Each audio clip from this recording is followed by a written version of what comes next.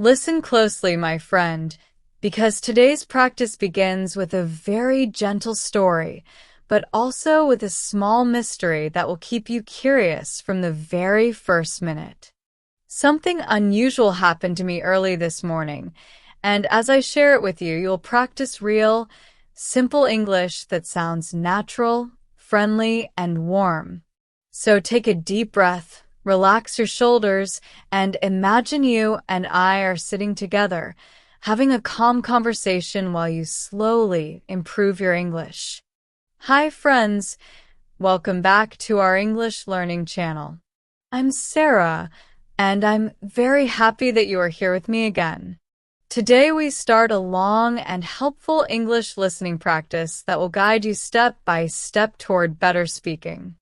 You do not need to study hard or worry about anything. All you need to do is listen with an open heart, stay comfortable, and follow the story that I will share with you. This is your practice time, your learning time, your quiet time. So, wherever you are right now, maybe at home, or in your room, or sitting outside, I want you to relax and enjoy this moment. Now, let me tell you what this lesson is about. Today, we're going to learn English by listening to a real-life style story. It is simple, but it feels close to life. It is something that can happen to any of us.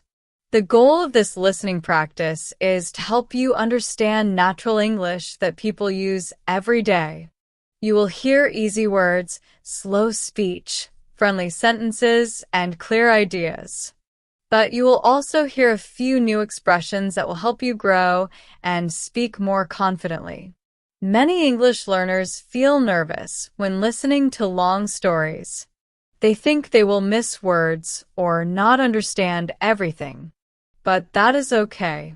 You don't have to understand every single word. You just have to stay with the story, stay relaxed, and let the language flow into your mind. Your ears learn faster when your mind is calm. So today, allow yourself to enjoy the experience. The story begins early this morning. I woke up a little earlier than usual because I felt a strange feeling. Not a bad feeling, not a scary feeling, but a feeling that something interesting was going to happen today. You know those mornings when the air feels different, the light feels softer, and your heart feels like it is waiting for something? That is exactly how I felt. So I got up, stretched a little, and went to make myself a cup of warm tea. When I drink tea in the morning, I feel more peaceful, and my mind becomes clear. I sat near the window with my cup, looked outside, and noticed something very unusual. There was a small box on my doorstep, a very tiny box. I had never seen it before. It was not there the night before. I live in a quiet neighborhood, and usually nothing surprising happens here. But today there was this little box. I stared at it for a moment, trying to understand. Who left it? Why was it there? Was it for me? Or for someone else? I felt curious, but also calm. I slowly opened the door and picked up the box. It was light, very light, like it almost had nothing inside. The box was brown, simple, and clean, with no name written on it. No address. No message. Nothing. Just a box. I brought it inside, placed it on the table, and looked at it again. I felt a little smile appear on my face.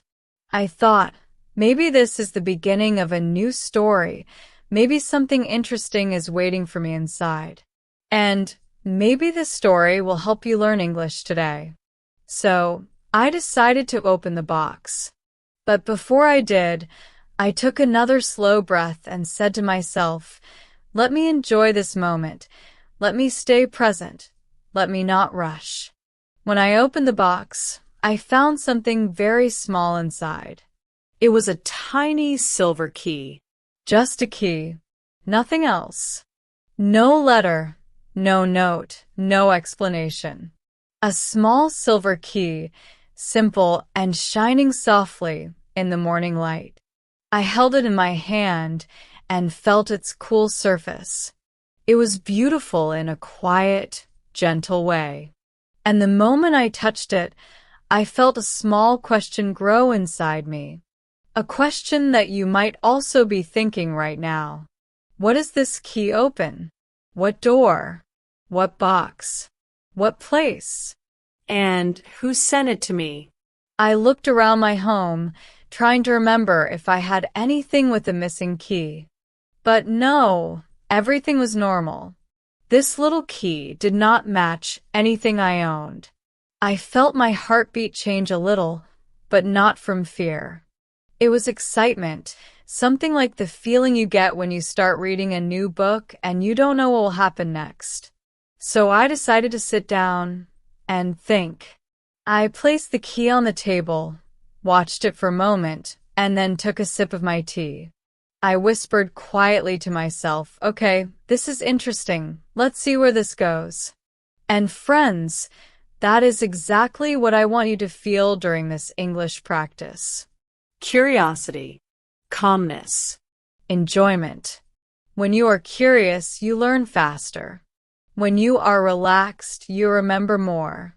And when you enjoy the story, your English becomes stronger without even trying too hard.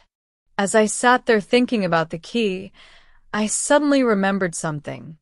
Last night, before going to bed, I heard a soft sound outside, like footsteps. Very light footsteps. I didn't pay much attention at the time because I thought maybe it was just a neighbor coming home late. But now, after seeing the box and the key, I wondered if the sound had something to do with this. Maybe someone came to my door. Maybe someone placed the box quietly so I wouldn't hear it. The idea made my heart beat a little faster. Not in a bad way, but in a way that tells you something important might be happening. Do you know that feeling? The feeling when life gives you a soft push and says, hey, pay attention, something is coming? I held the key again and studied it more closely. It was smooth, shiny, and perfectly clean. It looked new. On the top part, there was a tiny symbol, a very small shape, like a small star or maybe a small flower. It was hard to tell because it was so tiny, but it made the key look special. Not just a normal key. Something about it felt meaningful. And for a few seconds, I imagined different possibilities. Maybe it opened a small box hidden somewhere. Or maybe it belonged to a drawer that held a message. Or maybe it was part of a treasure hunt. I smiled at that idea.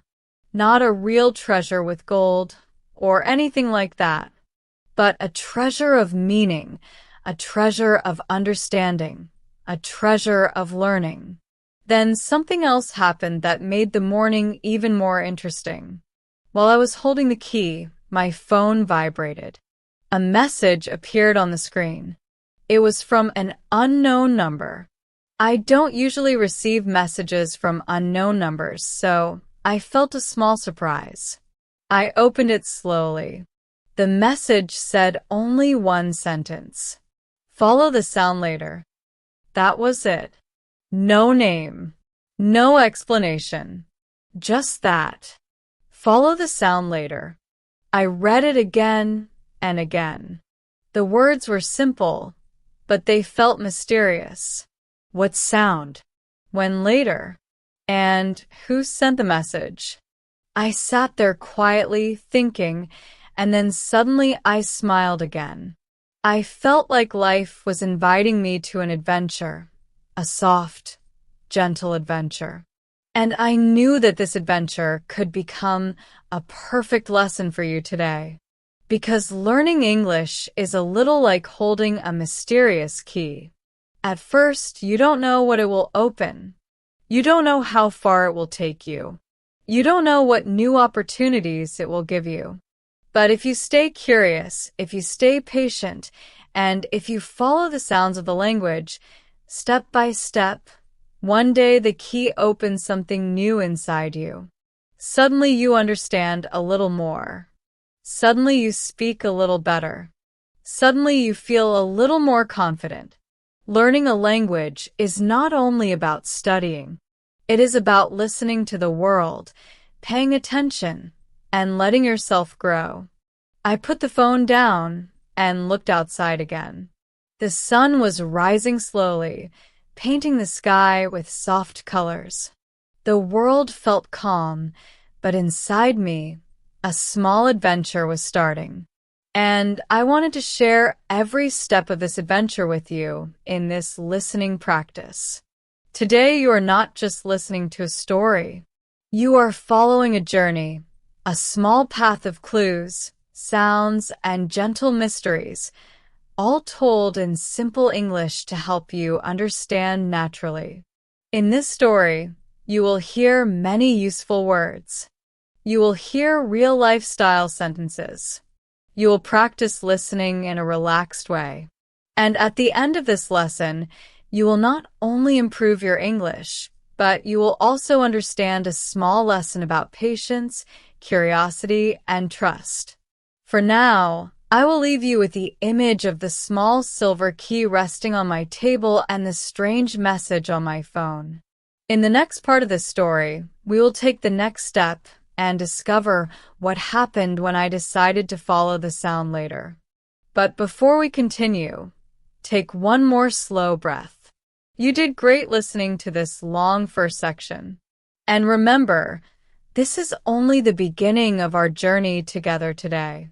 The day continued slowly, almost peacefully, but my mind stayed with the small silver key on my table and the short message on my phone. I tried to do my normal morning tasks, but the feeling of curiosity stayed with me like a soft shadow that moved wherever I moved. Even when I tried to clean the kitchen or water the plants, every little sound around me felt a little louder than usual, a little more important, as if the world was trying to send me a message. Many English learners tell me they cannot focus when they are curious or worried. But actually, curiosity can be a great teacher. It keeps your mind awake. It helps you listen better. And today, in this story, curiosity is the guide that takes us forward. Around mid-morning, I decided to go outside for a short walk. I thought maybe fresh air would help me think clearly. I slowly opened my door, stepped out, and looked around my quiet street. The air felt warm and soft, and I could hear small sounds from nature, birds calling from far away, and leaves moving gently in the breeze. I walked slowly, holding the small silver key in my pocket. Each step made me think more deeply about the message on my phone. Follow the sound later. What sound? Why later? And why me? I repeated those questions in my mind, almost like a whisper. Sometimes repeating a question helps you learn a new word or phrase. Sometimes it helps you find meaning. And sometimes it just keeps you connected to the mystery you're exploring. As I walked, I passed by my neighbor's house. She is an older woman, very kind, very gentle, and she likes to sit by her window in the morning. When she saw me outside, she smiled and waved. I waved back. For a moment, I wondered if she knew anything about the box or the key. But I didn't want to disturb her. And honestly, something inside me felt that this story was personal, like it was meant for me to discover step by step. So I continued walking, letting the soft sounds of the neighborhood fill my ears. A distant dog barked. A bicycle passed by. A car door closed somewhere in the distance. These were normal sounds, everyday sounds. But none of them felt like the sound that the message was talking about. After a few minutes, I reached the small park near my house. It is a quiet park with tall trees and soft grass, the kind of place where you can sit and forget the world for a little while. I found my favorite bench, sat down, and placed my hands in my lap. I closed my eyes for a moment and tried to listen carefully. When you listen with full attention, even simple English becomes easier to understand. Your brain becomes alert and you catch words faster. That is why listening practice like this is so useful. As I sat with my eyes closed, I thought back to the tiny symbol on the key. Was it a star? Was it a flower? Or was it some kind of sign? I tried to remember every detail. The silver color, the smooth surface, the perfect shape, and that tiny symbol on the top. I opened my eyes and took the key out of my pocket again. I lifted it toward the sunlight and studied it carefully. This time, the symbol looked a little clearer. It was shaped like a small circle with something like a petal. Around it, it looked almost like a little sun. Maybe it was a clue. Maybe it meant something. Or maybe it was just a decoration. I wasn't sure, but I kept looking at it, feeling a strange connection to it. While I was thinking about all of this, my phone vibrated again. I jumped a little because I wasn't expecting another message. I quickly took out my phone and looked at the screen. It was the same unknown number. This time the message said, "Not yet. Wait for the right moment." I felt my heart beat faster. I felt a small wave of excitement mixed with confusion. What moment? How will I know the right moment? And what sound should I follow? I read the message again and again, trying to find meaning. But the words were simple, and they didn't give any clear answer. Still, something about the message felt gentle, not dangerous, not frightening. It felt almost like a soft instruction from someone who wanted me to be patient. I put the phone down and leaned back on the bench. I looked up at the sky, which was slowly turning brighter as the day continued. I thought about waiting. I thought about listening. I thought about trusting the process. Learning English is also like this. You cannot rush it. You cannot force it. You cannot expect everything to be clear on the first day.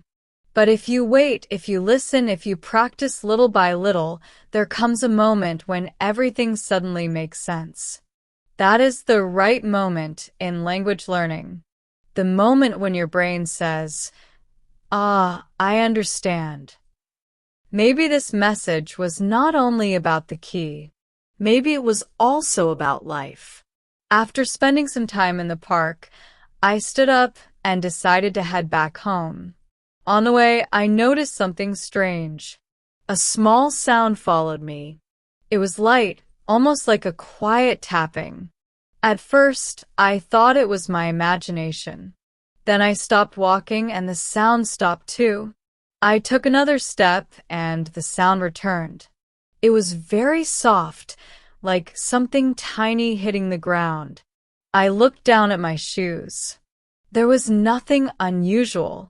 I checked my pockets. Nothing unusual. I turned around to see if someone was behind me, but the street was empty. A small, warm wave of confusion passed through me. Was this the sound the message was talking about? No, it couldn't be. The message said later. And this sound didn't feel like a clue. It felt almost like the wind playing tricks on me. I continued walking, but I walked more slowly, listening more carefully. Sometimes when you want to learn English, slowing down helps. Slow listening, slow thinking, slow understanding. You don't need to force yourself. You just need to give yourself time. And that is exactly what I was doing now, giving myself time to notice. When I reached my home again, the first thing I did was place the key back on the table. I looked at it again, and for a moment, I felt like it looked different. Not physically different, but emotionally different. Like it was becoming a part of my day, a part of my mind, a part of my curiosity. I sat down near it and took a deep breath. I whispered to myself, okay, I will wait. I will trust the message. I will follow the sound later. The rest of the afternoon passed quietly.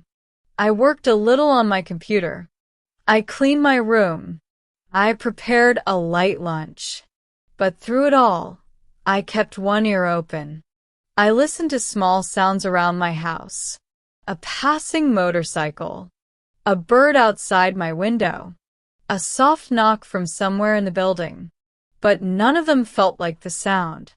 And the message said to wait for the right moment. So I didn't hurry. I just stayed aware. And then, around late afternoon, something changed. I was standing in my kitchen, washing a few dishes, when I heard a sound that I had never heard before in my house. It was soft but clear. A gentle chime, almost like a small bell. It didn't come from my phone, and it didn't come from outside. It came from inside the house. A soft, delicate ding, like a tiny bell calling for attention. I froze in place. My hands were still wet, but I didn't move. I listened again. After a few seconds, the sound came again. A second soft ding. Very gentle, very clear. I dried my hands quickly and walked toward the sound. My heart beat softly, but excitedly. Was this the moment? Was this the sound I was supposed to follow? I walked slowly through the hallway, listening carefully. The sound came again, and this time it sounded a little more clear. It seemed to be coming from my living room. I stepped closer, feeling a small mix of fear and excitement. My voice inside quietly said, "This is it. This is the moment." When I entered the living room, the sound stopped. The room was quiet, Still. Calm. my eyes moved slowly, scanning the room. The sofa, the shelves, the window, the floor. Everything looked normal. No bell, no object, nothing out of place. But I felt something. A small shift in the air. A feeling that the room was holding a secret. I took a few steps forward and looked closely at the table where I had placed the small silver key earlier. And then I saw it. The key was not lying flat anymore. It was standing straight, as if an invisible hand had lifted it and placed it upright. My breath caught for a moment. The key stood perfectly still, balanced in a way that keys normally cannot stand. I walked closer, slowly, one step at a time. And as I reached the table, something inside me whispered, "This is the sound's message. This is the next clue." I touched the key gently with my finger. It fell softly onto its side. The moment it touched the table again, I felt that something important had begun.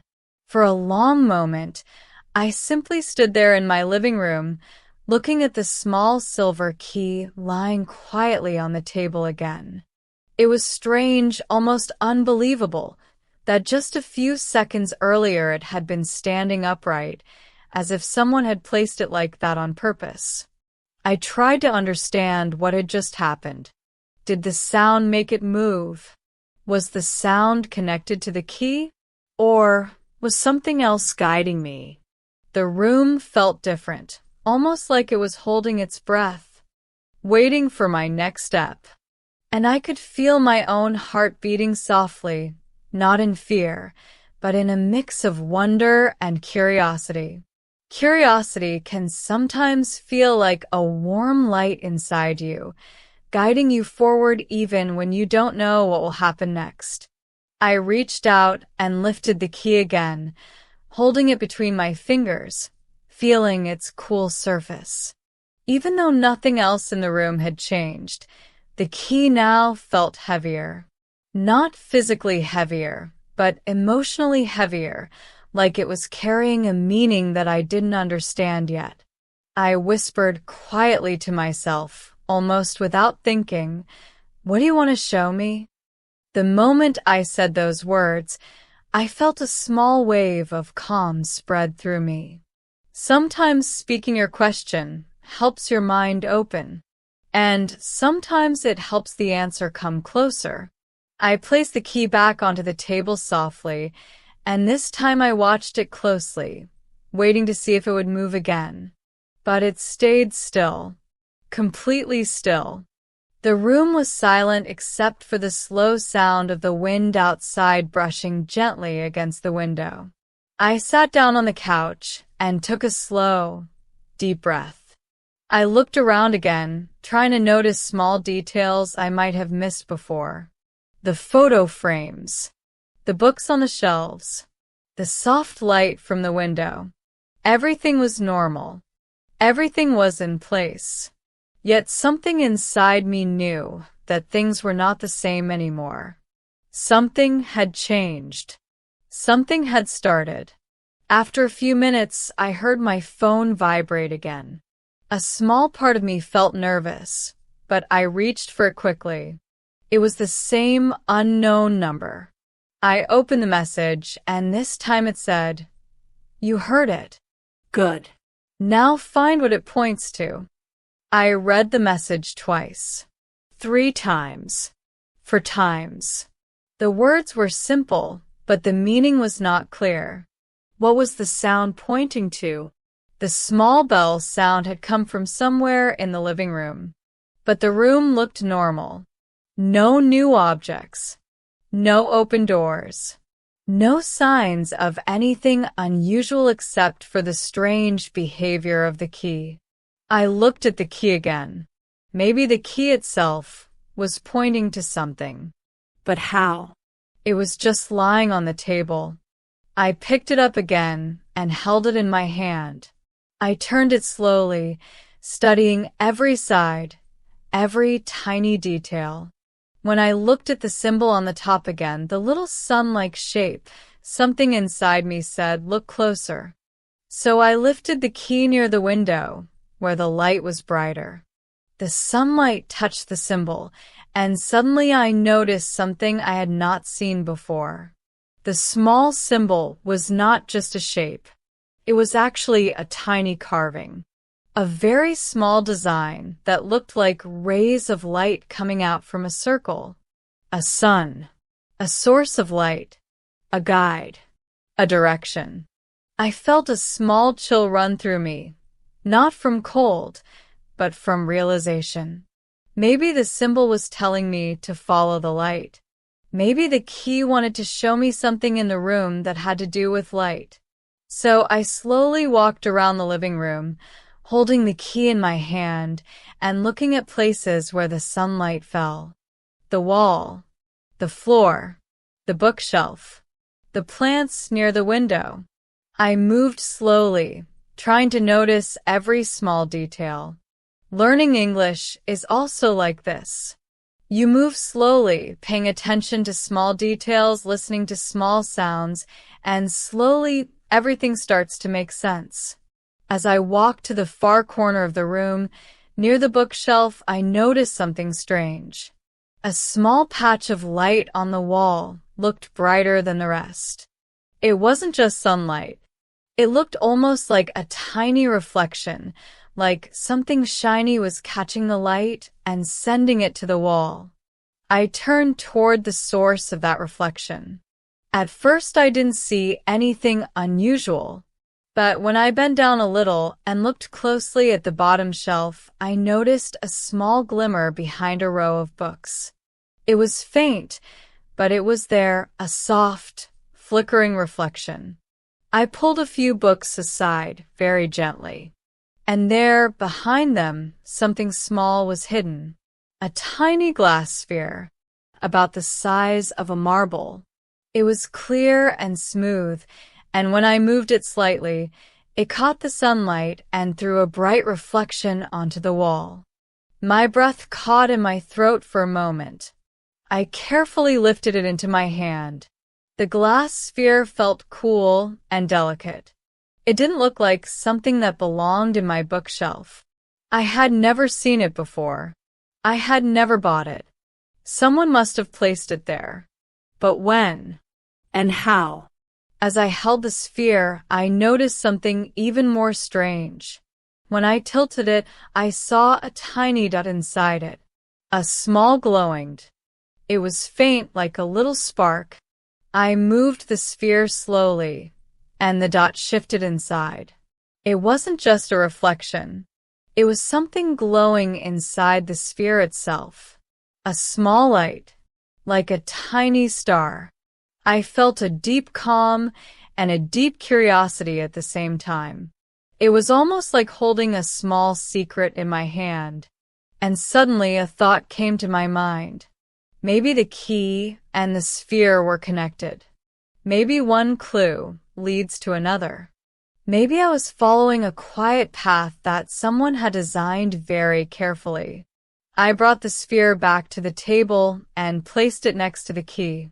The sunlight coming through the window made both objects shine gently. I sat down and looked at them for a long moment. The key with a small sun symbol. The sphere with a tiny glowing point inside. Both small. Both delicate. Both mysterious. I whispered quietly, "What are you trying to show me?" And as soon as I said it, my phone vibrated again. Another message. Same number. It said, "You're close.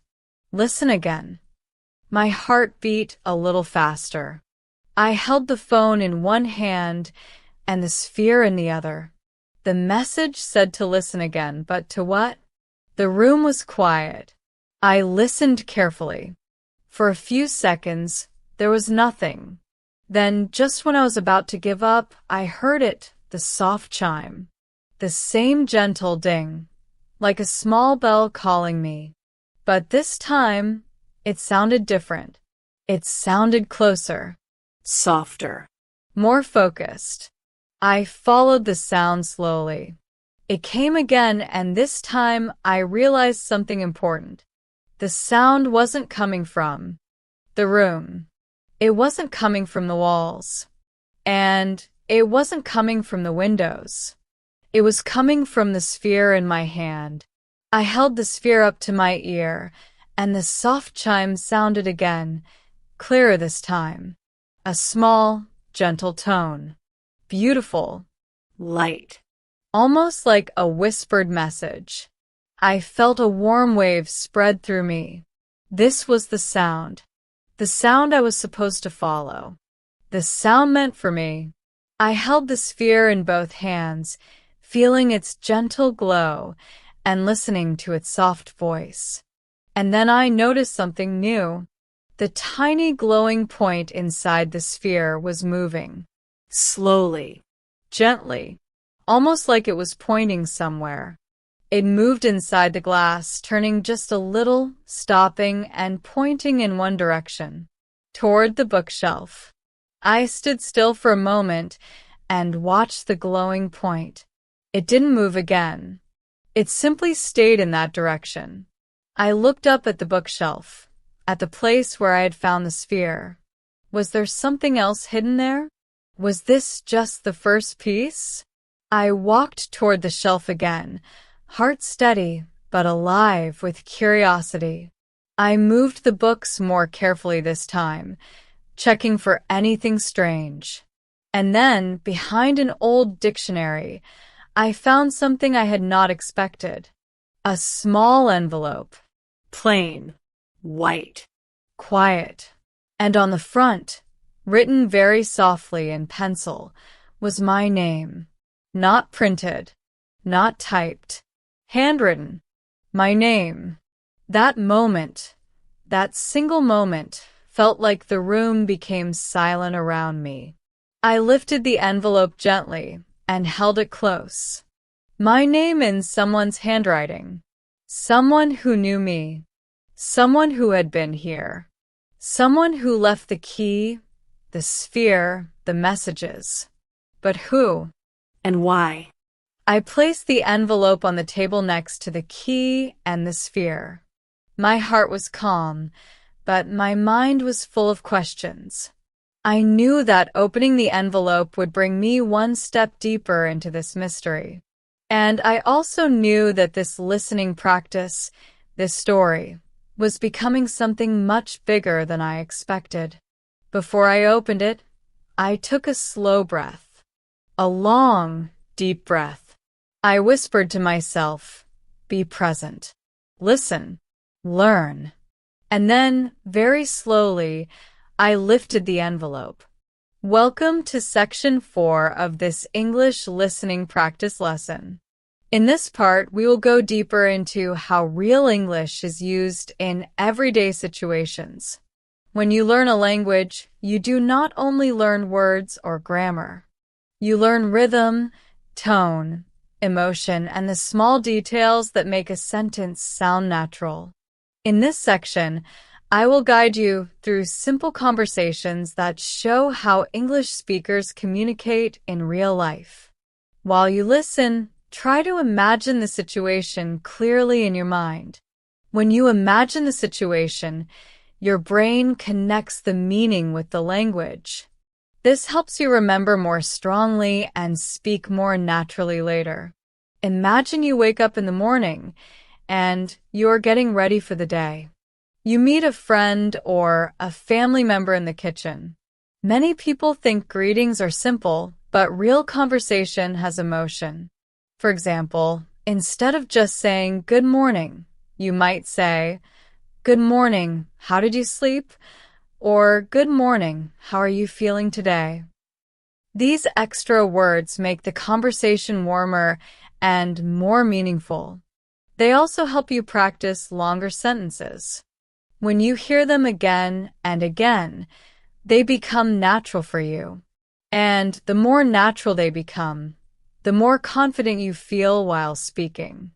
Now imagine you are preparing breakfast. You want to offer someone a cup of tea. English speakers often use soft, polite language in everyday conversation. Instead of take tea, which sounds too direct, you can say, would you like a cup of tea? Or can I make you some tea? Or even, I'm making tea. Would you like some too? When you listen to these kinds of sentences many times, you start to notice how polite forms work. Polite English is not difficult. It is simply gentle.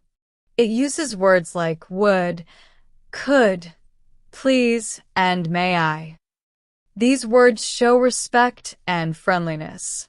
You do not need perfect grammar. You only need the simple habit of using polite forms. Let's imagine another situation. You're leaving your home and going to work or school. You meet someone outside, maybe a neighbor. Small talk is very common in English. It does not mean deep conversation. It simply means friendly, short communication. For example, your neighbor might say, nice weather today, isn't it? Or looks like it might rain later. These sentences seem small, but they help you connect with people. When someone speaks to you like this, you can reply with simple answers such as, yes, it's really nice today, or yes, I think it might rain too. Even if you only say a few words, you are still communicating in English. Small talk helps you warm up your voice and build your confidence. Now, let's move into a workplace conversation. Imagine you arrive at your office. You see your colleague and they ask, did you finish the report? Or do you have a minute to talk? These sentences help you learn how English is used in professional settings. Polite but clear communication is important in the workplace. You can reply, yes, I finished it. I will send it soon. Or, sure, I have a minute. What's up? These simple phrases help you sound confident and cooperative. They also show how English speakers avoid being too direct or too formal unless necessary. The style is friendly but respectful. Next, think about asking for help. Many learners feel shy when asking questions in English. But asking questions is a strong sign of confidence, not weakness. For example, you can say, "Could you please explain that again?" Or, "I didn't understand that part. Can you tell me one more time?" These sentences are simple and polite. They show that you want to learn clearly. English speakers appreciate this kind of communication because they understand that language learning takes time. When you practice these question forms, you train your brain to stay calm even when you don't understand something immediately. Now, let's imagine another situation. You want to give an opinion. Many learners think opinions must be strong or complex, but opinions can be simple. For example, "I think this idea is good," or "I feel we should try something different," or "in my opinion, this will work better." These phrases help you express your thoughts clearly without sounding aggressive. When you practice giving opinions in simple English, you also build confidence for bigger conversations in the future. Let's now imagine a short dialogue to help you listen clearly. This is an everyday conversation between two friends. Person A: "Hey, are you free this evening?" Person B: "I think so. Why? What's the plan?" Person A: "I'm thinking of going for a walk. The weather is really nice." Person B: "That sounds good. What time do you want to go?" Person A: "Maybe around 6? Person B: "6 works for me." As you listen, notice how each reply is simple, natural, and friendly. No one is using long or complicated grammar. They simply respond with short, clear sentences. This is how real English works. When you listen to conversations like this again and again, your mind becomes familiar with natural patterns. Now, let's practice slowing down the pace. Repeat the ideas in your mind as you listen: greeting, offering, asking, replying, inviting, accepting. These simple actions make up most everyday conversations. You do not need advanced vocabulary to speak well. You only need clear, simple sentences that sound natural. This is why listening practice is important. Listening teaches you patterns.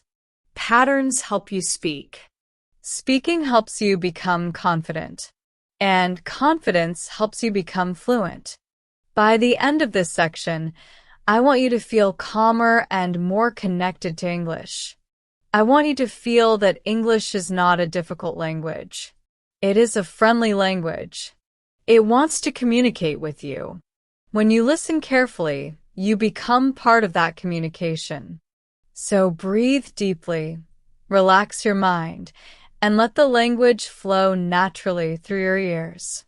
The more you listen, the more you learn. The more you learn, the more confident you become.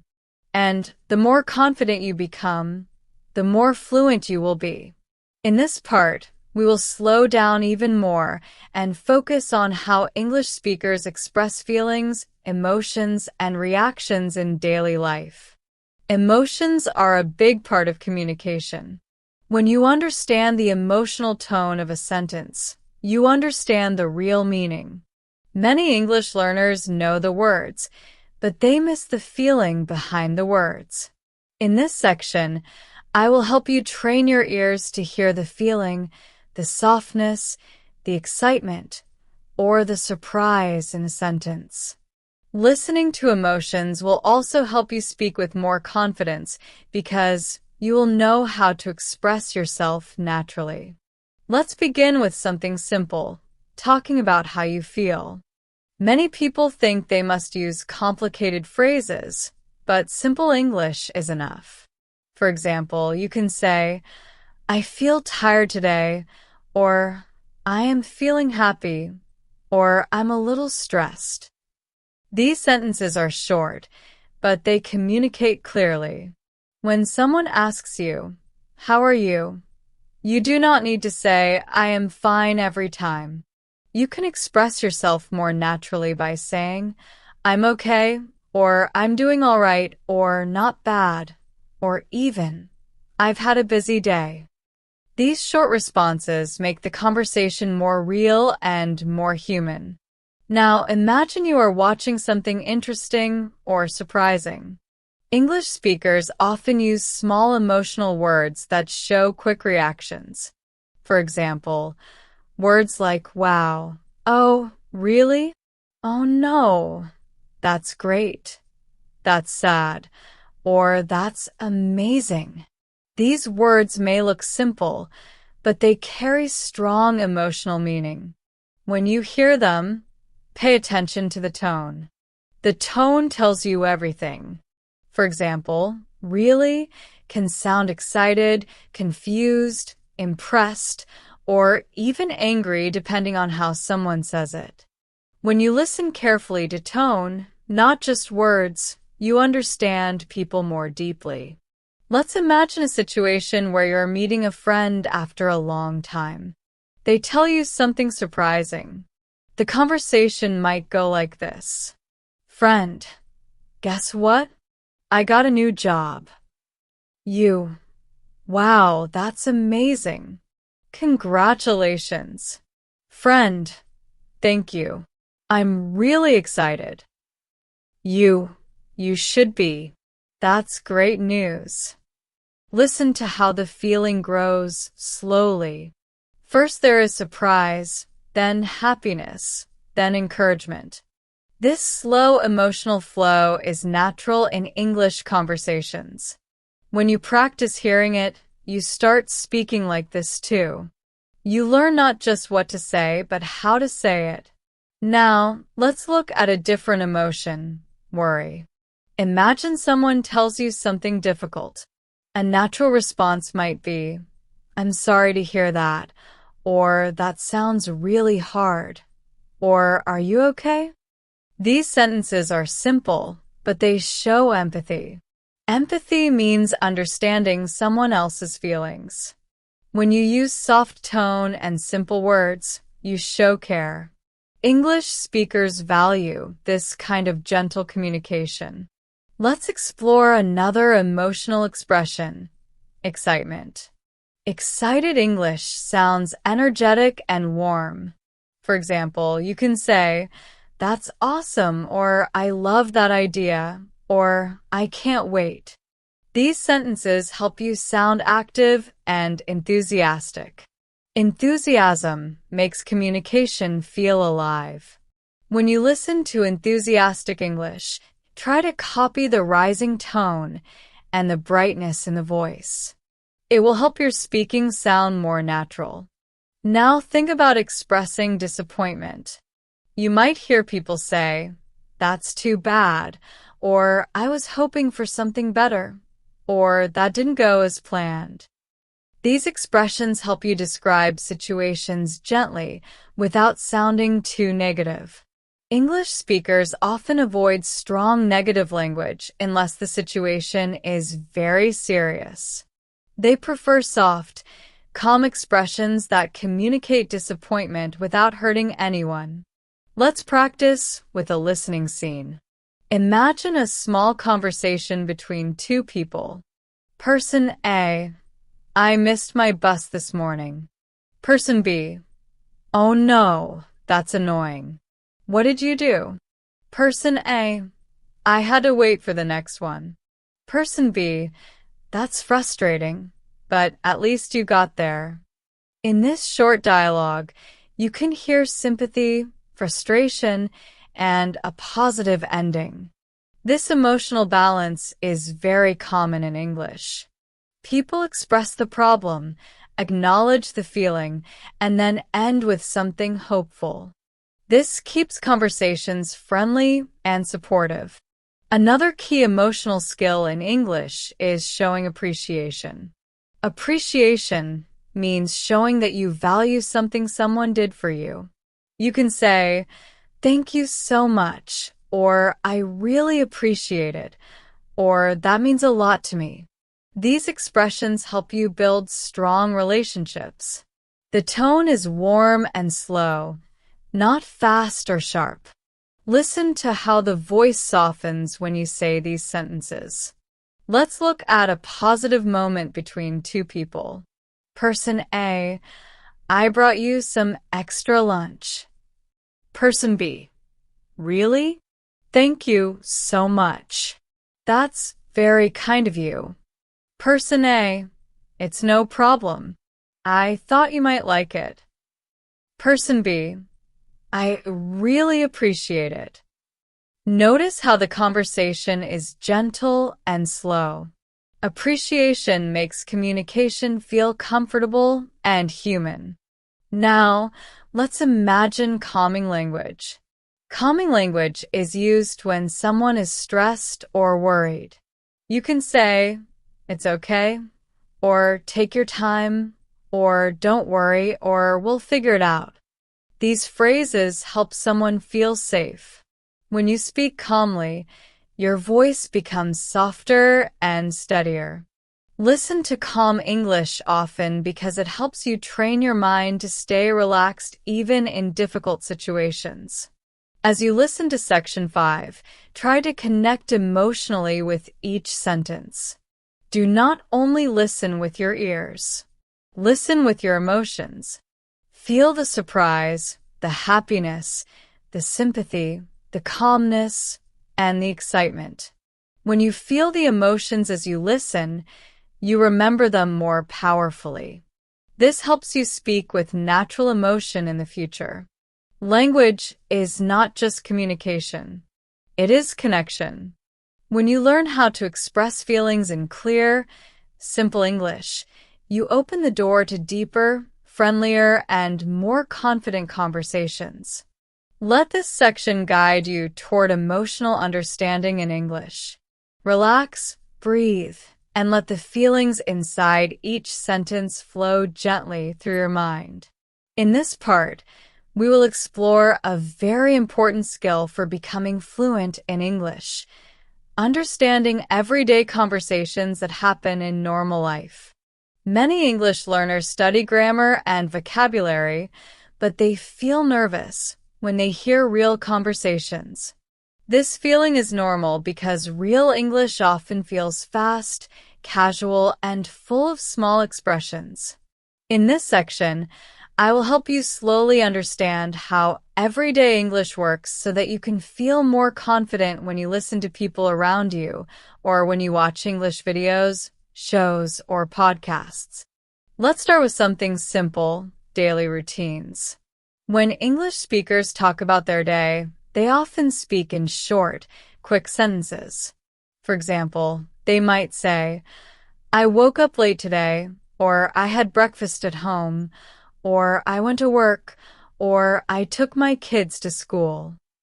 These short sentences move smoothly because they focus on actions, not long details. When you understand these simple actions, you can easily follow the story of someone's day. So, let's imagine a simple daily routine. Imagine someone saying, I woke up at 7, but I stayed in bed for a few minutes because I felt sleepy. Then I got up, took a shower, and made a quick breakfast. After that, I left my house and walked to the bus stop. The bus was a little late, but that was okay. I listened to some music while waiting. When I reached work, I made a cup of tea and started my day. Notice how every sentence is short, clear, and easy. This is how real English sounds in everyday life. The tone is comfortable, not too fast. When you hear simple actions in a row, your brain starts to follow the rhythm of English naturally. You begin to understand without translating in your head. Let's try another example. Grocery shopping. When people talk about going to the store, they use simple words like buy, need, want, run out of, pick up, or get. For example, someone might say, I need to buy milk, or we ran out of rice, or can you pick up some eggs? These phrases are very common. When you know them, you can follow conversations in supermarkets, markets, and shops easily. Now imagine a small story about going to the grocery store. Listen carefully. Yesterday, I went to the grocery store after work. I wanted to buy some vegetables, fruits, and snacks.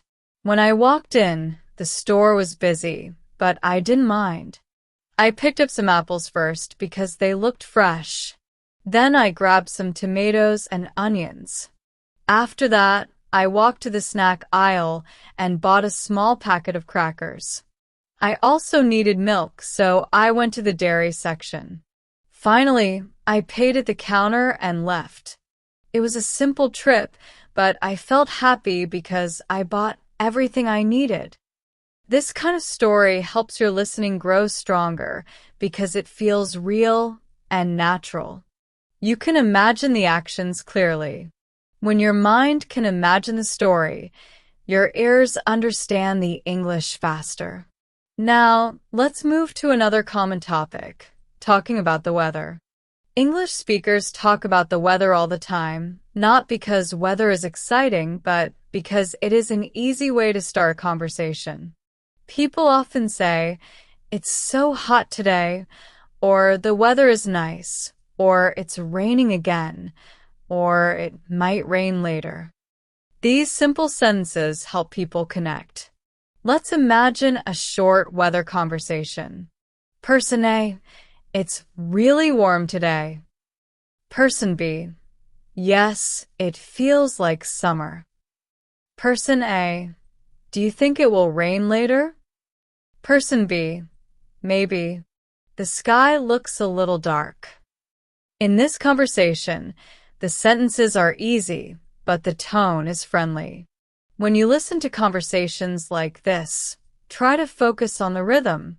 English conversations move in small waves, short speaking, small pauses, short speaking again. When you understand this rhythm, you start to feel more relaxed while listening.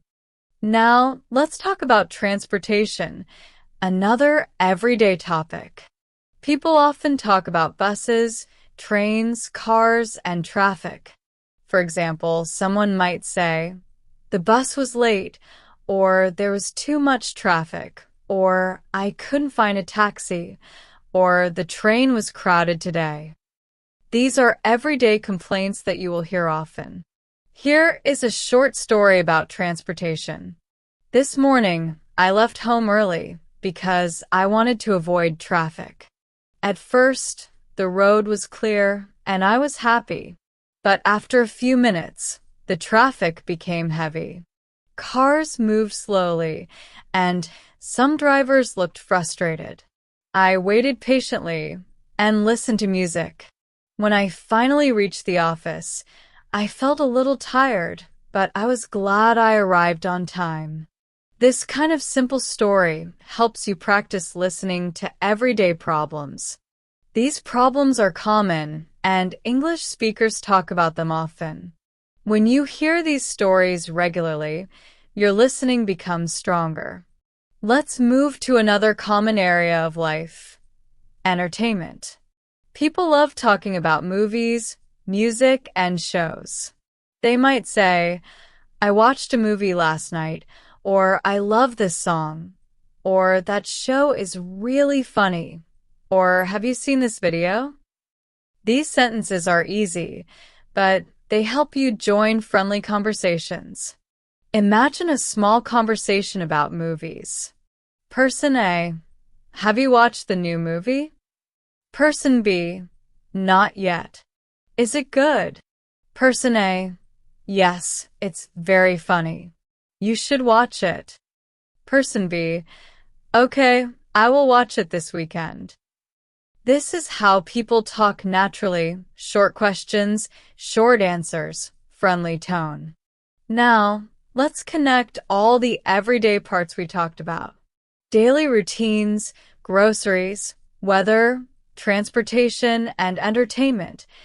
These 5 areas cover most real conversations people have each day. When you practice listening to these topics in simple English, you become more comfortable in real-life situations. Your ears get used to common expressions, and your brain starts to understand English in a natural way. In this section, I want you to relax and enjoy the feeling of understanding everyday English. You don't need perfect grammar. You don't need a big vocabulary. You only need practice, patience, and confidence. Listening is a soft skill. It grows slowly like a plant. If you water it every day, even a little, it becomes strong. Remember, fluency is not about knowing everything. Fluency is about staying calm, understanding simple ideas, and feeling comfortable when people speak to you. Let this section be a reminder that everyday English is beautiful, simple, and friendly. When you listen with an open mind, you grow without even noticing it. Take a deep breath, relax your shoulders, and enjoy this journey. Everyday English is your friend, and with each minute of practice, you become more and more ready to use it confidently in your life. In this part, we will focus on something very important for real communication, making small talk and having simple social conversations. Small talk means short, friendly conversations that help people feel comfortable with each other. Many English learners feel shy during small talk because they worry about making mistakes. But the truth is, small talk is not about perfect grammar or big vocabulary. It is about being friendly, relaxed, and open. Today, I will guide you through the simple style of small talk that English speakers use every day, so you can feel confident too. Let's begin with a simple idea. Small talk often starts with a friendly question. The question is usually easy to answer, not too personal, and not too long. For example, someone might ask, "How are you?" Or, "How's your day going?" Or, "What are you up to?" These questions open the door to conversation. You do not need to give a long answer. A short, clear answer is enough, something like, "I'm doing all right," or "My day is good," or "Just relaxing." Friendly tone is more important than perfect words. Let's imagine a very simple small talk moment. You meet someone in an elevator and they say, "Hi, how are you?" You can smile a little and say, "I'm good, thank you. How are you?" They might say, "I'm fine," and that's it. The elevator doors open and the conversation stops. Small talk is often very short like this, but it helps create a friendly atmosphere. Now, let's move to small talk in casual places like a cafe. Imagine you are waiting in line to order coffee. The person next to you might say, "It's busy today, isn't it?" This is a very common small talk sentence. They are not asking a deep question. They're just creating a friendly moment. You can answer with something simple like, "Yes, it is. I think everyone came here at the same time." The idea is to connect for a short moment. After that, the conversation might continue naturally. Person, "Do you come here often?" You, "Yes, sometimes. I like their coffee." "What about you?" Person, "Me too. I come here almost every morning." Notice how easy the conversation feels. The sentences are short. The rhythm is slow and natural. Nothing is complicated. This is real small talk. Another common form of small talk is talking about where you are. For example, if you are waiting at a bus stop, someone might say, "The bus is late today." This is a friendly sentence. You can answer, "Yes, I've been waiting for a while." This small moment helps people stay connected during boring or slow situations. Let's explore small talk at work. Imagine you are in the office and someone walks by your desk and says, "Good morning. How was your weekend?" This is a classic small talk question. You can reply, "My weekend was good. I rested at home. How about yours?" They might say, "I went to visit my family," and you can say, "That sounds nice." That is enough. Small talk does not need long stories. It only needs warmth. Now, let's look at a different type of social conversation. Meeting someone new. When you meet someone for the first time, simple introductions help you feel comfortable. You can say, "Hi, I'm Sarah," or "Nice to meet you," or "Where are you from?" These questions are very common and very friendly. You don't need to be nervous. Keep your sentences short and natural. Here is a small example. You. "Hi, I'm Sarah." Person. "Nice to meet you, Sarah. I'm Daniel." You. "Nice to meet you too. Do you live around here?" Daniel. "Yes, not too far. What about you?" You. "I live close by too." This type of conversation is easy and soft. It helps people feel comfortable without talking about anything difficult or personal. Let's move to small talk about hobbies. When people want to continue a conversation a little longer, they often ask about hobbies or interests. For example, "What do you like to do in your free time?" Or "Do you enjoy movies?" Or "Do you like reading?" These questions help people learn a little more about each other in a friendly way. Here is a simple example. Person. "What do you like to do in your free time?" You. "I like listening to music and watching shows." Person. Nice. "What kind of music do you listen to?" You. "Mostly soft music. It helps me relax." Person. "That sounds nice." Again, notice how simple the language is. Notice how gentle the tone feels. You do not need big words to have a good conversation. Another area of social conversation is expressing interest. When someone tells you something, show interest by saying small words like "really?" or "that's interesting," or "wow, that's nice." These short expressions help keep the conversation alive. Without them, the conversation becomes dry or awkward. Let's imagine you are talking to someone who says, "I'm learning how to cook new dishes." You can respond, "Really? That's interesting. What dishes are you learning?"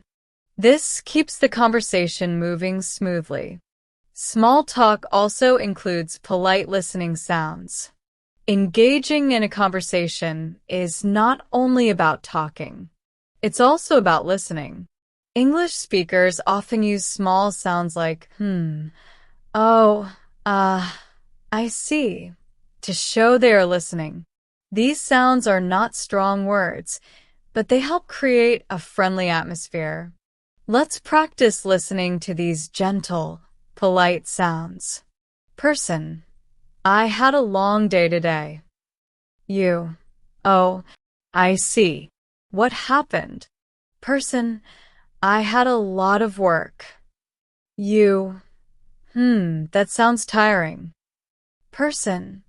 "Yes, but I'm glad the day is over now." These small listening responses make communication warm and natural. Another important part of small talk is knowing when to end the conversation politely. This is also part of natural English. You can say things like, "It was nice talking to you," or "I have to go now," or "See you later." These closing sentences keep conversations friendly and respectful. Here's an example. Person. "I should get going now." You. "Sure, no problem. It was nice talking to you." Person. "You too. Have a great day." You.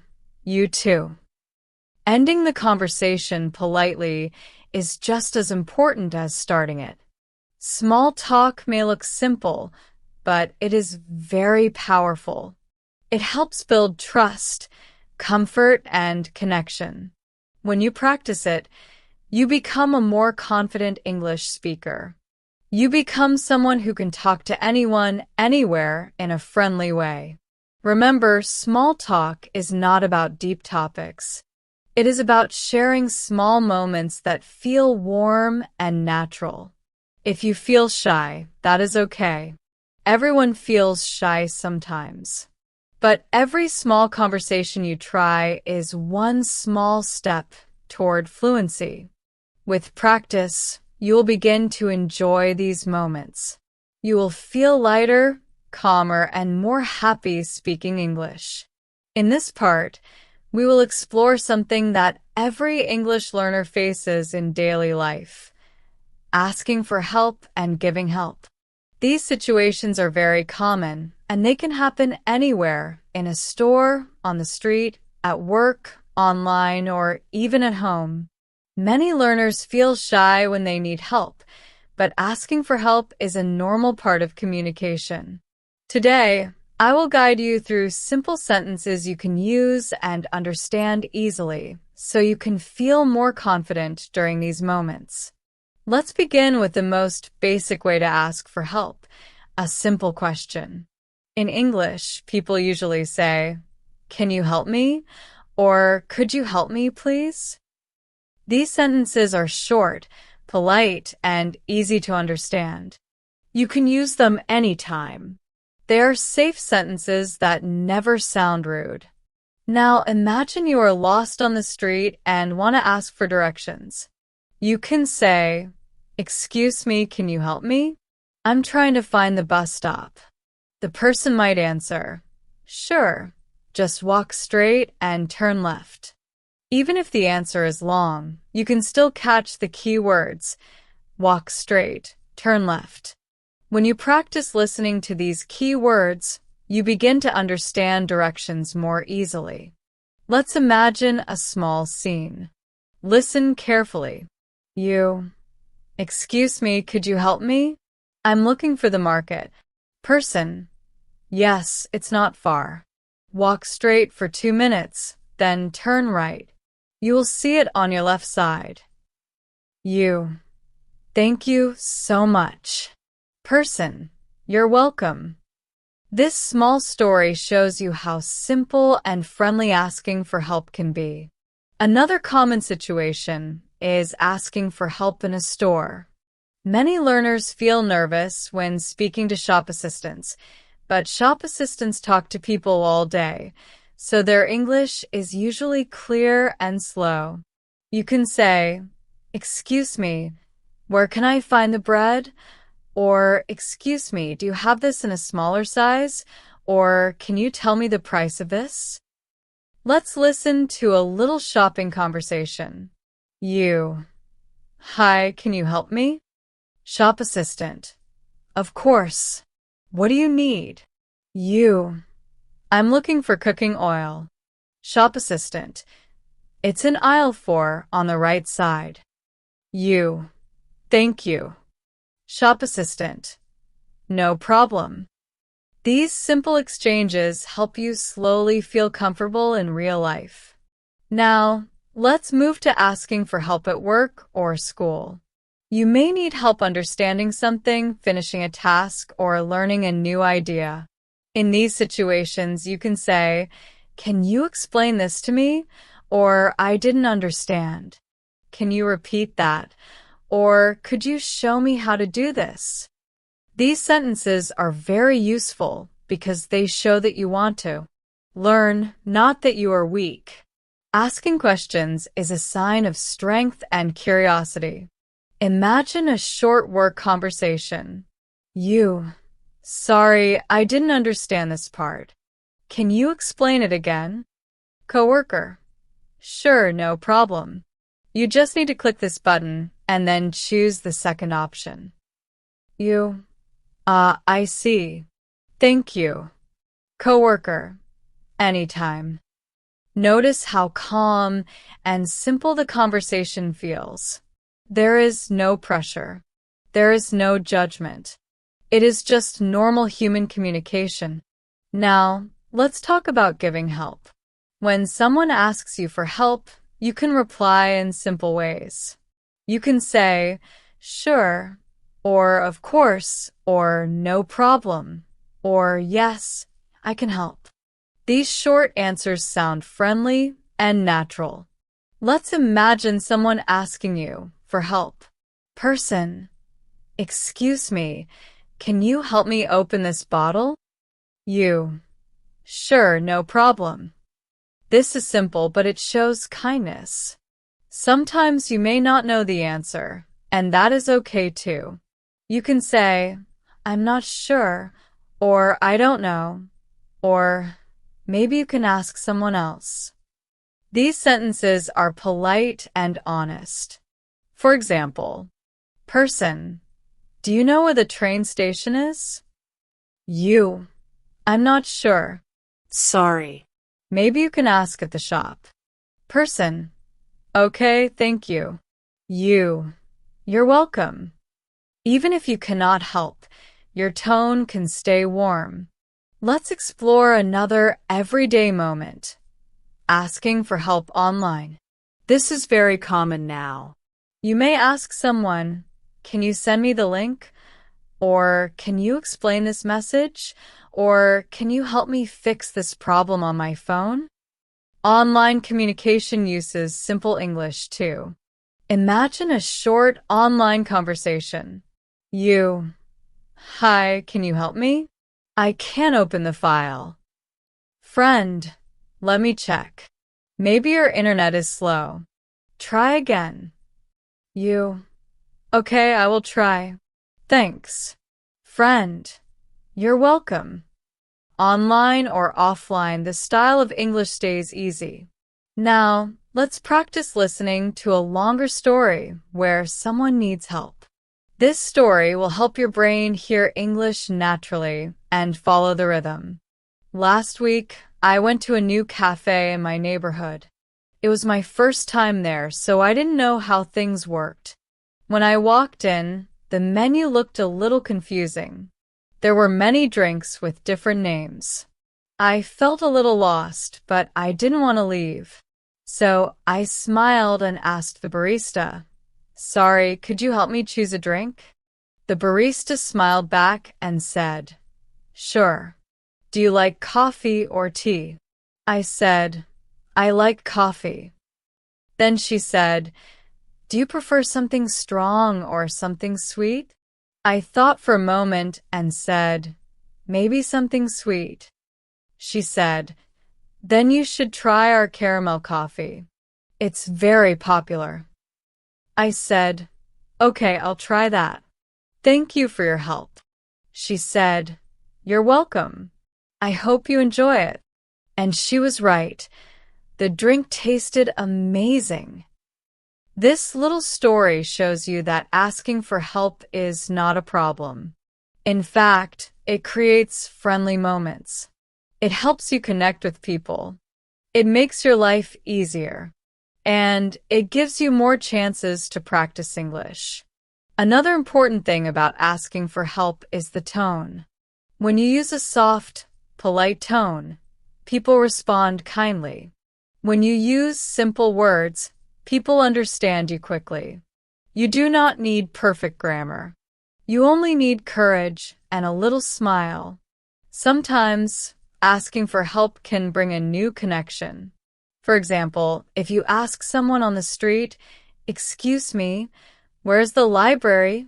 They may give you the directions and then ask, are you new here?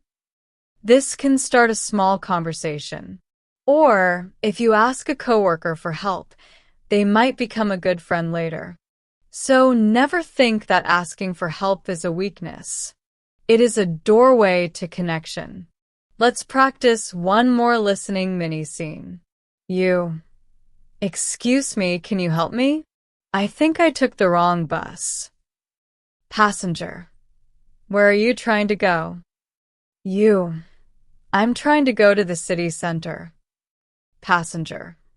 Oh, then yes, this bus is going the other way. You should get off at the next stop and take bus number 7. You. Thank you so much. Passenger. No problem. Good luck. This is simple, safe English. You can use it anytime you need. Before we end this section, remember one important thing. You do not have to understand every word. When someone gives you help, listen for the key words. Left, right, next, stop, upstairs, downstairs, second, first, behind, in front of. These words help you understand directions. Over time, they will become familiar to you. Asking for help is a natural part of life. You practice listening, you practice speaking, and you practice being brave. All these things help you grow on your English journey. When I started thinking about what to share with you in this part of our long listening practice, I wanted to make it feel like a warm, peaceful moment inside your day. Something soft and slow that helps you relax, breathe, and enjoy English without fear. So let me take you back into the story of my day, and you can follow me not with pressure, not with stress, but with curiosity and calmness. After leaving the cafe earlier, where I talked with the worker and felt proud of myself for using simple English to communicate, I walked outside and saw the sky turning a soft orange. It was evening now. The air felt cooler, and people were walking with shopping bags, children laughing, and motorcycles passing by slowly on the street. I kept walking, thinking about how learning English feels like this moment, sometimes busy, sometimes slow, sometimes noisy, and sometimes peaceful, but still moving forward, step by step. As I walked, I remembered something my English teacher told me many years ago. She said, "When you learn a language, you also learn to slow down. You learn to listen to yourself." At that moment, I finally understood what she meant. Learning English is not only about learning words. It is about learning patience and trust. Trust that your brain is working even when you don't feel it. Trust that your ears are learning even when you think you don't understand anything. Trust that your tongue will move more easily with practice. So, as you listen to me now, I want you to trust your journey too. Even if some parts feel difficult, even if you miss some words, it's okay. You're listening. You're here. That already makes you a learner. While walking, I took a deep breath and looked around. A small bookstore appeared on my right. Its window displayed colorful books, notebooks, and pens. Something inside me said, "Go in." So I pushed open the door slowly and stepped inside. The shop was quiet, only a soft music playing somewhere in the corner. A friendly old man was sitting behind the counter, reading a big book with tiny letters. When he heard the door open, he looked up, gave a warm smile, and said in calm English, "Good evening. Please look around." I smiled and said, "Thank you." Even though the sentence was short, I felt a little spark of confidence. It showed me again how simple English is enough to communicate. I started walking between the shelves. Some books were about travel, some about cooking, some about history, and many about languages. I picked up a small English workbook. The cover said, "Daily English for Real Life." I opened the first page and it said, "Speak slowly. Think simply. Listen more than you talk." These words felt like a little advice for my day and also for you. Yes, speak slowly. Yes, use simple words. Yes, listen a lot. This is the real secret of becoming fluent. Not big grammar, not big vocabulary, but simple, natural, everyday communication. After reading a few pages, I walked to the counter and asked the old man, "Is this book good for practice?" He looked at it and said, "Yes, many learners start with this. It is simple and very natural." Then he asked me, "Are you learning English?" I said, "Yes, I practice every day." He nodded and said something that stayed in my mind for a long time. He said, "If you listen every day, you will speak every day. Listening is the door. Speaking is what waits inside." I felt amazed. His sentence was simple, but very deep. Listening is the door. Speaking waits inside. So, as you listen to Section 9 now, you are already opening that door wider. You are preparing yourself to enter the room of speaking, confidence, and fluency. I thanked him for the advice and walked back toward the shelves. I did not buy the book, but I carried the message with me. I walked out of the shop and back into the street, where the lights looked brighter now because the evening was getting darker. People were walking faster, and shops were starting to close. But my mind was calm.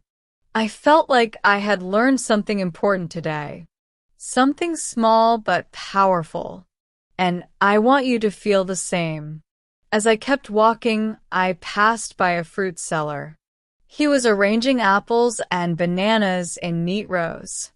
The red apples looked shiny under the streetlight. He looked at me and smiled. "Fresh apples," he said loudly in simple English. I smiled back and said, "Maybe tomorrow." He laughed kindly and said, "Okay, see you tomorrow." His English was not perfect either, but it worked. And that's the lesson we sometimes forget.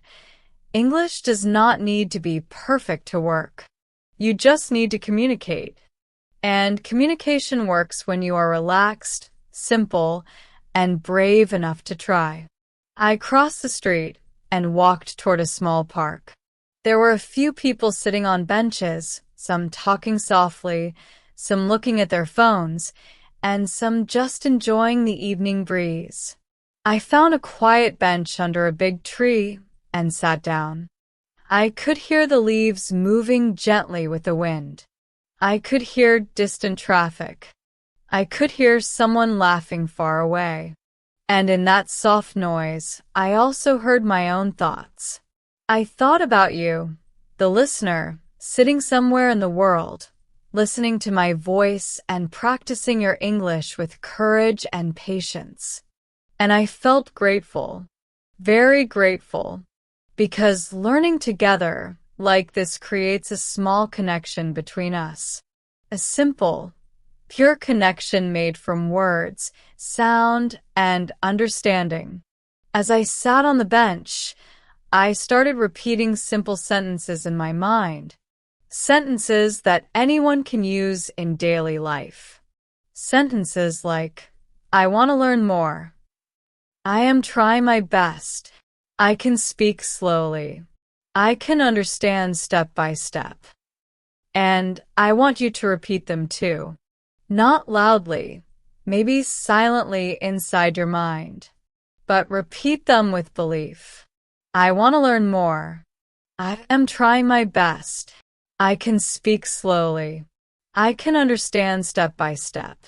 These are not just words. These are promises. Promises to yourself. Promises that guide your future.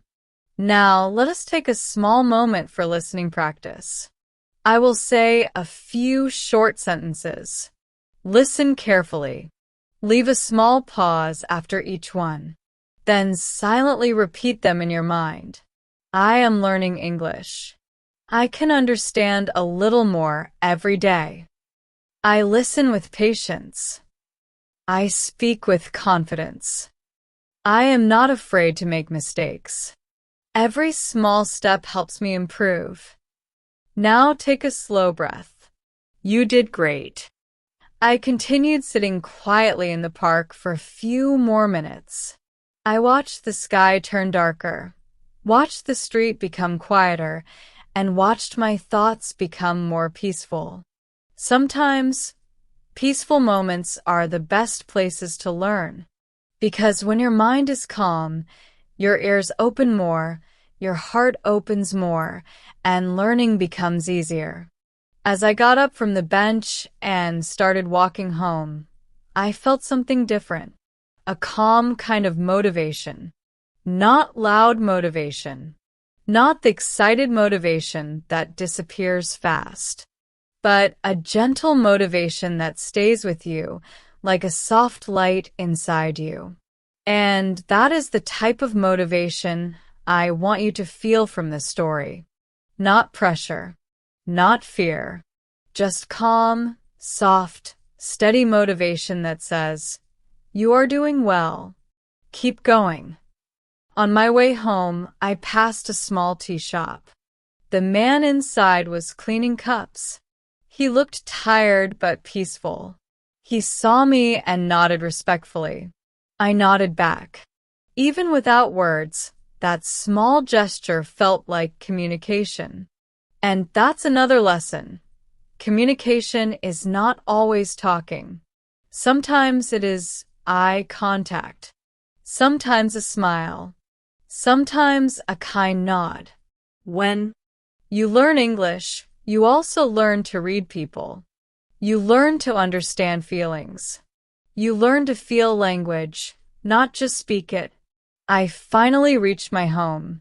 The street was quiet now. I opened my door slowly, stepped inside, and felt the day settle around me.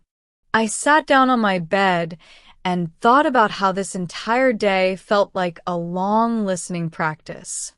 Every sound, every word, every person, every moment. And I realized something important that I want to share with you now. Real listening practice happens everywhere. Not only in a classroom, not only in a video, not only in a lesson. It happens in the street, in a shop, in a park, in your home, in your heart. When you pay attention, everything becomes a lesson. In this part, I want to take you into a story about learning from mistakes and small challenges in daily life. Everyone makes mistakes when learning a new language, and that is completely normal. The most important thing is how we face them, how we listen, how we repeat, and how we keep moving forward. Today, I will share a story that shows how small mistakes can actually help you become stronger and more confident in English. It was a rainy morning. The streets were wet, and the sky was gray. I had a meeting with a new friend at a cafe across town. I felt nervous because I wanted to speak clearly in English, but I knew my words might not be perfect. On my way, I realized I had forgotten my umbrella. The rain was light, but it was enough to get my shoes wet. I thought, well, this is just a small problem. I can handle it. Small challenges like this happen every day. They remind us to stay calm, even when things are not perfect. When I reached the cafe, my friend was already there, waiting with a warm smile. I sat down and ordered a cup of tea. While waiting, we started talking about simple things. I wanted to say, I walked here in the rain, but I hesitated. I thought I might say it wrong. Then I remembered, it's okay to speak slowly. I can make mistakes. So I said, I walked here in the rain. My friend nodded and smiled. Oh, really? That's brave, she said. Just a small sentence, but it made me feel proud. Mistakes happen, but they do not stop communication. They are part of learning. As we continued our conversation, I realized that small mistakes can even make conversations more human. My friend laughed kindly when I mispronounced a word, and we corrected it together. She said, "Don't worry. English is for communicating, not for being perfect." Those words felt like a soft hug. They reminded me that learning English is about courage, not perfection. Every small error is actually a step forward because it shows that you are trying, that you are speaking, and that you are practicing. Later, we started talking about daily routines and simple activities. I tried to describe what I usually do on weekends. I said, I I go park and read book. I hesitated in the middle, but my friend understood. She smiled and said, "Oh, you go to the park and read books. That's nice."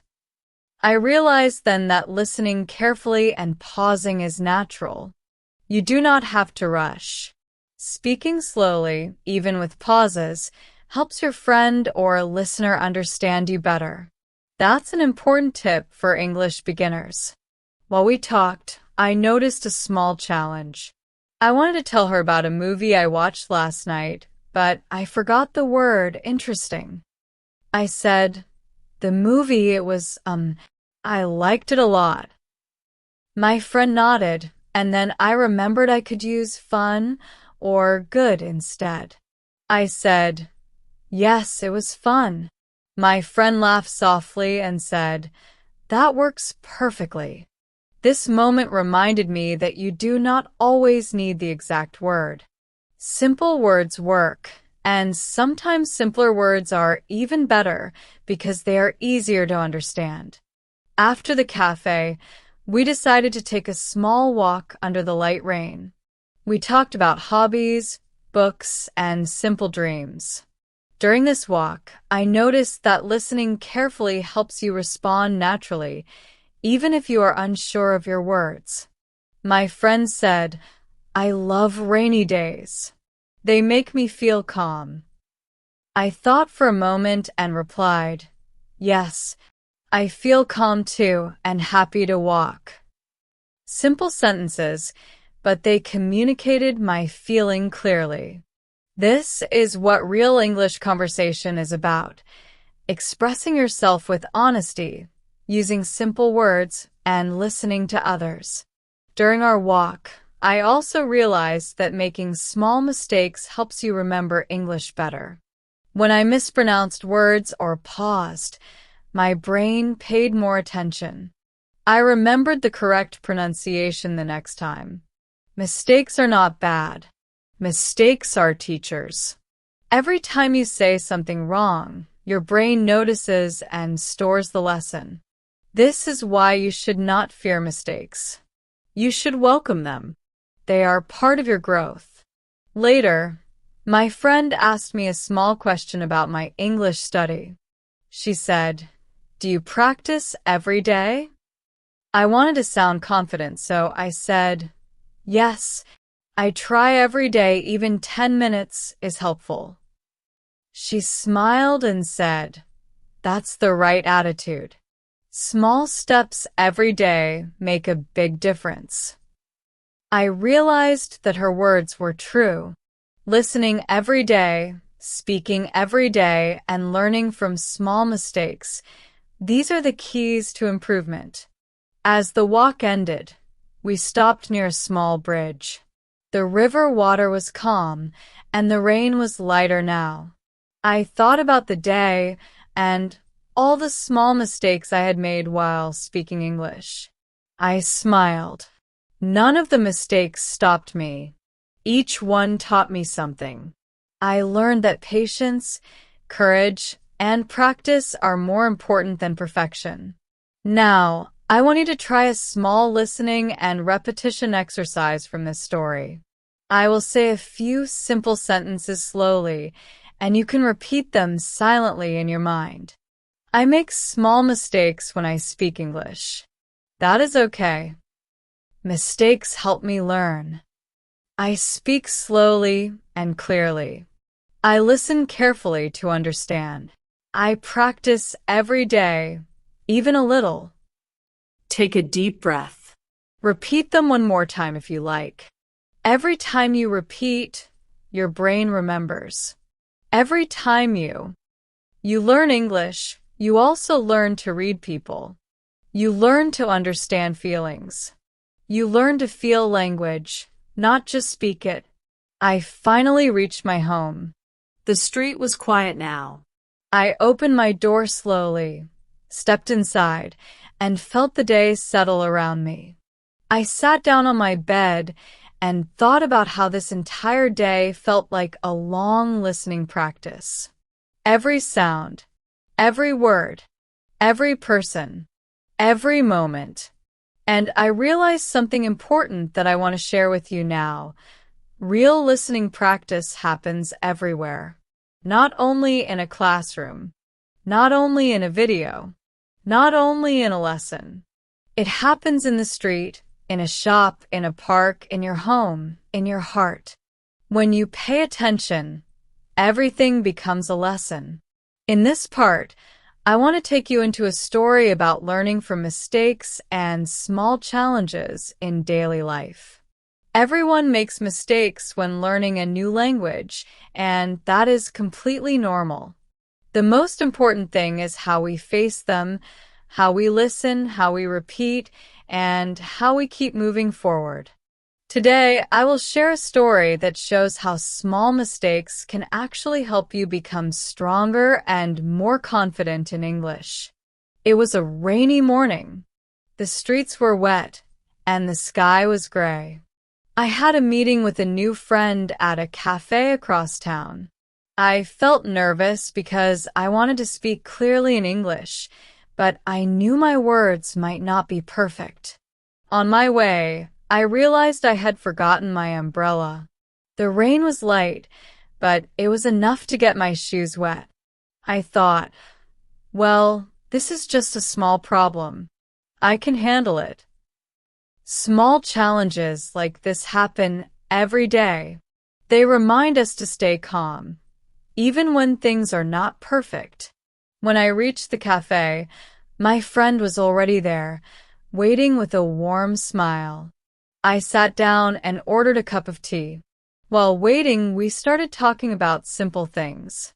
I wanted to say, I walked here in the rain, but I hesitated. I thought I might say it wrong. Then I remembered, it's okay to speak slowly. I can make mistakes. So I said, I walked here in the rain. My friend nodded and smiled. Oh, really? That's brave, she said. Just a small sentence, but it made me feel proud. Mistakes happen, but they do not stop communication. They are part of learning.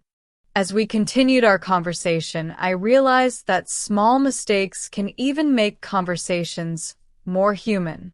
My friend laughed kindly when I mispronounced a word, and we corrected it together. She said, "Don't worry. English is for communicating, not for being perfect." Those words felt like a soft hug. They reminded me that learning English is about courage, not perfection. Every small error is actually a step forward because it shows that you are trying, that you are speaking, and that you are practicing. Later, we started talking about daily routines and simple activities. I tried to describe what I usually do on weekends. I said, I go park and read book. I hesitated in the middle, but my friend understood. She smiled and said, "Oh, you go to the park and read books. That's nice." I realized then that listening carefully and pausing is natural. You do not have to rush. Speaking slowly, even with pauses, helps your friend or listener understand you better. That's an important tip for English beginners. While we talked, I noticed a small challenge. I wanted to tell her about a movie I watched last night, but I forgot the word interesting. I said, "The movie, I liked it a lot." My friend nodded, and then I remembered I could use fun or good instead. I said, "Yes, it was fun." My friend laughed softly and said, "That works perfectly." This moment reminded me that you do not always need the exact word. Simple words work, and sometimes simpler words are even better because they are easier to understand. After the cafe, we decided to take a small walk under the light rain. We talked about hobbies, books, and simple dreams. During this walk, I noticed that listening carefully helps you respond naturally, even if you are unsure of your words. My friend said, "I love rainy days. They make me feel calm." I thought for a moment and replied, "Yes, I feel calm too and happy to walk." Simple sentences, but they communicated my feeling clearly. This is what real English conversation is about: expressing yourself with honesty, using simple words, and listening to others. During our walk, I also realized that making small mistakes helps you remember English better. When I mispronounced words or paused, my brain paid more attention. I remembered the correct pronunciation the next time. Mistakes are not bad. Mistakes are teachers. Every time you say something wrong, your brain notices and stores the lesson. This is why you should not fear mistakes. You should welcome them. They are part of your growth. Later, my friend asked me a small question about my English study. She said, "Do you practice every day?" I wanted to sound confident, so I said, "Yes, I try every day, even 10 minutes is helpful." She smiled and said, "That's the right attitude. Small steps every day make a big difference." I realized that her words were true. Listening every day, speaking every day, and learning from small mistakes, these are the keys to improvement. As the walk ended, we stopped near a small bridge. The river water was calm, and the rain was lighter now. I thought about the day and all the small mistakes I had made while speaking English. I smiled. None of the mistakes stopped me. Each one taught me something. I learned that patience, courage, and practice are more important than perfection. Now, I want you to try a small listening and repetition exercise from this story. I will say a few simple sentences slowly, and you can repeat them silently in your mind. I make small mistakes when I speak English. That is okay. Mistakes help me learn. I speak slowly and clearly. I listen carefully to understand. I practice every day, even a little. Take a deep breath. Repeat them one more time if you like. Every time you repeat, your brain remembers. Every time you listen, your ears grow stronger. Every time you speak, your confidence grows. Before we end section 10, I want you to remember something important. Mistakes are not failures. Mistakes are part of your journey. When you embrace mistakes, you embrace learning. Every time you try, every time you speak, you grow a little. Small steps, small moments, small conversations, they all add up. You are not alone in making mistakes. Every English speaker has made thousands of mistakes before becoming fluent. Even native speakers make mistakes. So, as you continue practicing, remember the soft lessons of today's story. Speak, listen, pause, repeat, and enjoy every moment. Let mistakes be your teacher. Let small victories give you courage. Let listening guide your words. This gentle, patient approach will take you far. We will focus on a very important part of learning English: confidence in speaking and understanding real-life situations. Many learners feel nervous when speaking English because they worry about mistakes or not being understood. But the truth is, confidence comes from listening, practicing, and believing in yourself. Today, I want to share a story that shows how small steps, patience, and courage build confidence over time. It was a bright Saturday morning. I decided to go to the local library to practice my English reading and listening. The library was quiet, with soft sunlight coming through the windows. People were sitting at tables, reading books, or working on their laptops. I found an empty chair and sat down, feeling a little nervous. Even though it was quiet, I wanted to speak English out loud to practice, but I wasn't sure if anyone would hear or judge me. I took out a short storybook in English. The title was A Day in the Park.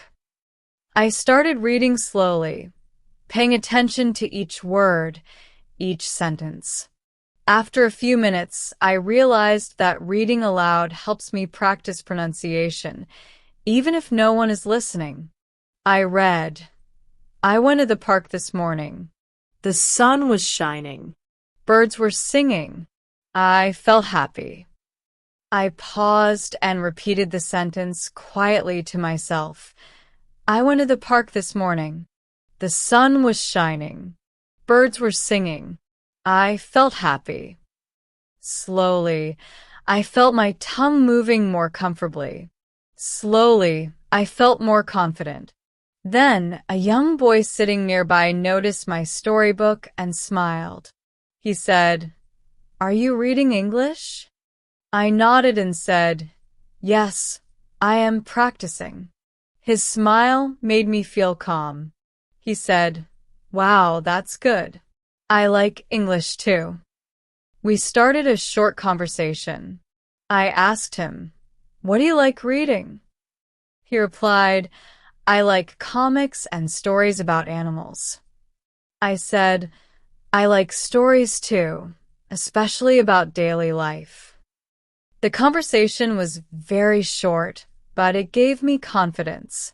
Speaking English is easier when you start with small, simple sentences. After a few minutes, I decided to join a small reading group in the library. It was a group for English learners, and the teacher welcomed me warmly. The teacher said, "You are here to listen, speak, and enjoy English. Don't worry about mistakes." These words felt very comforting. I realized that in a supportive environment, confidence grows quickly. You do not need to be perfect.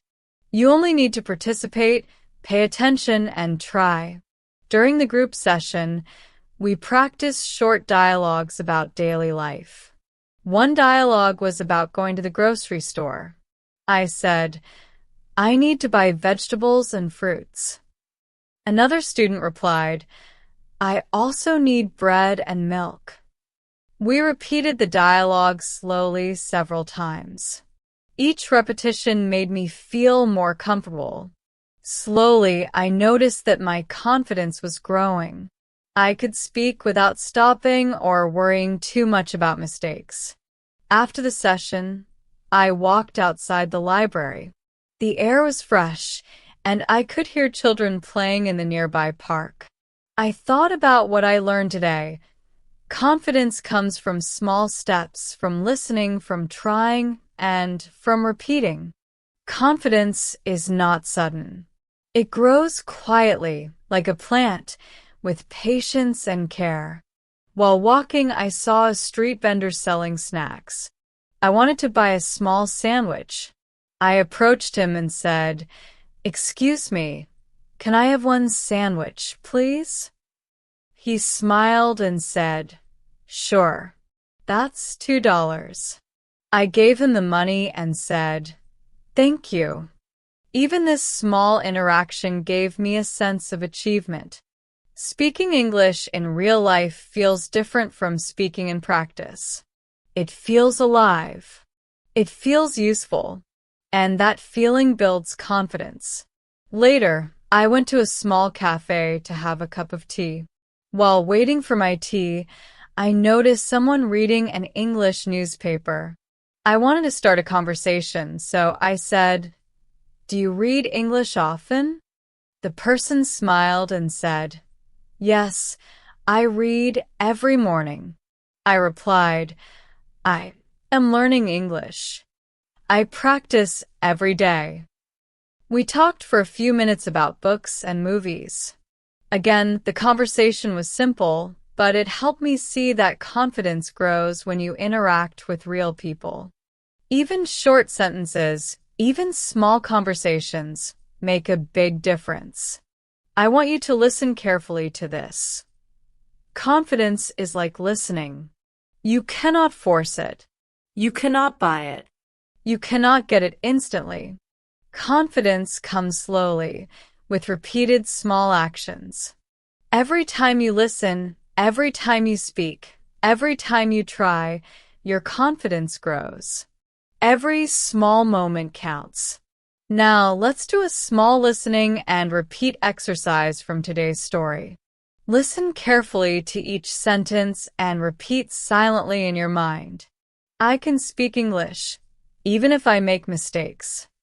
Confidence grows slowly, with small steps. I listen carefully and speak clearly. I try every day and I improve. Small conversations help me feel stronger. I am proud of my progress. Take a slow breath and repeat them one more time. Notice how your mind feels calmer and more ready to speak. Confidence is gentle. Confidence is quiet, but it is always there, growing inside you, with every small effort. Before we finish section 11, I want you to remember this. You do not need to compare yourself with anyone. Learning English is your personal journey. Every step you take matters. Every conversation, every repetition, every listening moment is helping you grow. Mistakes are normal. Small victories are real. Listening carefully, speaking slowly, and trying every day are your tools. Use them. Trust them. As you continue your English practice, remember that confidence is not loud or perfect. Confidence is calm, steady, and kind. It allows you to speak without fear, to listen without tension, and to enjoy the process of learning. Today, you have learned that confidence comes from patience, courage, practice, and small successes. In this part, we will reflect on everything we have learned today, review key moments, and end with a gentle lesson about patience, practice, and progress. By the time we finish, I hope you feel proud, calm, and ready to continue your English journey with joy. Let me take you back to the evening after my walk and visits to the cafe, library, and park. The day had been full of small adventures, small conversations, small mistakes, small victories, and each one had taught me something important. I realized that learning English is not just about memorizing words or studying grammar. It is about living real moments, listening carefully, speaking bravely, and connecting with people, even with very simple sentences. It is about feeling confident even when your words are not perfect. As I sat at home that evening, I thought about all the people I had met. The barista at the cafe, the boy in the library, the old man in the bookstore, the street vendor, the person reading the newspaper, my friend on the rainy day. Each interaction was short, simple, and friendly. None of them were perfect conversations, but all of them were meaningful. And I realized that English is exactly like that. Short sentences, small steps, kind tones, and patient listening are all you need to communicate naturally. Let's pause for a moment and review some key lessons from today. We learned that small talk is simple and friendly. You do not need long sentences to start a conversation. A smile, a greeting, or a short question is enough to connect with someone. We learned that asking for help is normal and brave. Simple sentences like, "Can you help me?" or "I don't understand," open doors to learning and connection. Mistakes when asking for help are natural and useful. We learned that mistakes are teachers. Every small error, every pause, every mispronounced word helps you remember and improve. Mistakes are not failures. They are part of your journey. We learned that confidence comes slowly. It grows with small actions, repeated listening, speaking, and trying every day. Confidence does not come instantly, but it grows gently like a plant. We learned that real-life practice is everywhere. Streets, cafes, parks, libraries, and small interactions are all opportunities to practice English naturally. Listening and speaking in real life matters more than studying alone. Now, let's do a gentle listening and repeat exercise to finish our session. Listen to each sentence, pause, and repeat quietly in your mind. I am learning English every day. Small conversations help me grow. Mistakes are part of learning. I speak slowly and listen carefully. I am confident even if I make errors. Every small step moves me forward. I am proud of my progress. Take a slow, deep breath. Feel your heart calm. Feel your mind focused. You have listened carefully, practiced slowly, and followed a long journey today. That alone is a big achievement. Before we say goodbye, I want to leave you with one last reflection. Learning English is not a race. It is not about speed or perfection. It is about patience, courage, and kindness. Kindness to yourself as you learn, kindness to others as you speak, and patience with every small step. Every word you hear, every word you repeat, every interaction you try is a seed that grows inside you. Over time, these seeds become confidence, fluency, and comfort in real-life English. Thank you so much for listening carefully with me today. You have spent a long time practicing, and that effort is valuable. Remember, slow steps, gentle practice, small conversations, and patience are your keys to improvement. Keep listening, keep speaking, and enjoy the journey. If you enjoyed this lesson, please subscribe to our English learning channel, like this video, and leave a comment to tell me about your small victories in learning English. I would love to hear your story. I am proud of you for staying until the end of this long practice. You have done wonderfully. Keep going. Every day, every moment, every small step matters. Thank you for listening with me today. See you in the next English practice session. Bye-bye.